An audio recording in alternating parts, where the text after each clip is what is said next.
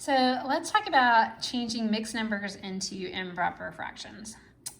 So before we really describe what those two things are, let's look at the model they've given us. So how could we represent this model? So I can see that this rectangle here has been divided into three parts. And this one has two, and they've shaded in all three. And then in this one, I can see that just part of the rectangle has been shaded. So just one out of the three parts. Well, I can think of this right here as being one whole, like 3 out of 3. So 3 out of 3 are just one whole. And I can think the same thing about the second one. And then this one, since only one part is shaded, that would be like 1 out of 3. So there are a couple ways I could write this, all right? I could say that there's two holes, and then a part of one. I could write that as 2 1/3, okay? Or I could say that all of these have been divided into thirds, 1, 2, 3, 4, 5, 6, 7, that I have 7 of them shaded. All right, so these are two ways to write the same relationship. When you have a whole number and a fraction, this is called a mixed number. Okay, it has both the whole number and it has the fraction. When you have just the fraction and the top part, the numerator, is larger than the denominator, then it's called an improper fraction. So an improper fraction is a fraction whose numerator is larger than its denominator. Okay, normally in a fraction, the top is smaller than the bottom. With improper, the top is bigger than the bottom. And it's important to know how to go back and forth between mixed numbers and improper fractions because we use them for different things, all right? So sometimes we have to be able to change them. And the steps for that are not too complicated. If we want to convert a mixed number into an improper fraction, the first thing we're gonna do is multiply the whole number by the denominator. Then we're going to add the numerator, and then we're gonna keep the same denominator. Okay, and there are different tricks for this. People call it different things.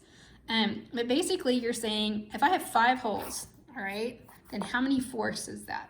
Okay, well, each one of them is 4. If I have 5 of them, right, then 5 times 4 would be what? It would be 20, right? So I would do 5 times 4, which is 20.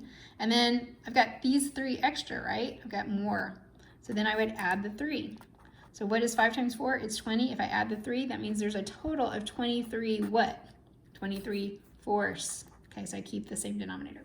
Some people call this Texas because the plus looks like a T and the X for multiply looks like an X. Some people call this around the world. You start with the 4, multiply, and then add. Some people call this mama because it's multiply and then add.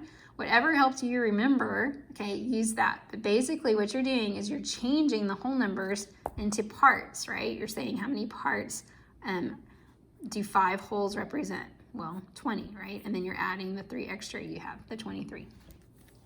So let's look at some more examples. If I do start with the denominator, I multiply it times the whole number. So in one whole, how many would it be, right? How many? 6? Well, 6, right? I would do 6 times 1 is 6, then add the 5, right? So I'm doing 6 times 1 and then adding 5.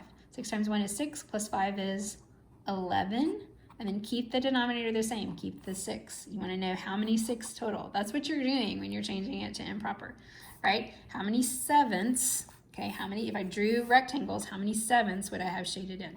Well, 2 holes means, right, that I would shade in the whole thing. So that would be 7 and then 7 more. So 2 times 7 would be 14. And then I'd have these 2 extra. So 2 times 7, and then add the 2 extra. 14 plus 2 would be 16. What am I changing them to? 7ths. Keep that. Okay, or if you want to think of this as around the world, what do? You multiply 9 times 3. What is that? 27. And then you add the 4. What's 27 plus 4? 31. 31 what? Ninths. Everything's being divided into ninths. Right? 4 and 3/8. So if I take my 4 holes, how many 8ths is that? Okay, well, 4 times 8 is 32. And then I would add the 3. So 32 plus 3 is 35/8. Keep the same denominator.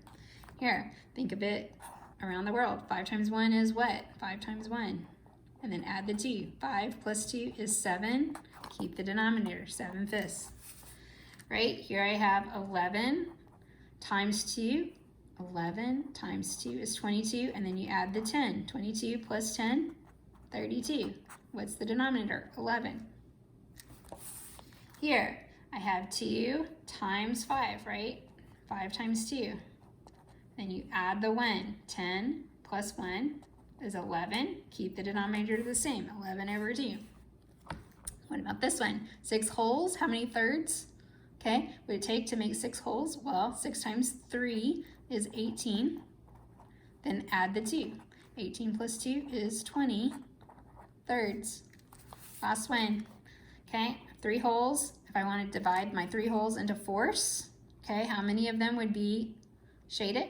Well, all 4 for 3 of them. So 4 times 3 is 12. And then you add the extra one, the 1. So 3 times 4 is 12 plus 1, 13, and then keep the denominator the same. So that is changing mixed numbers to improper fractions.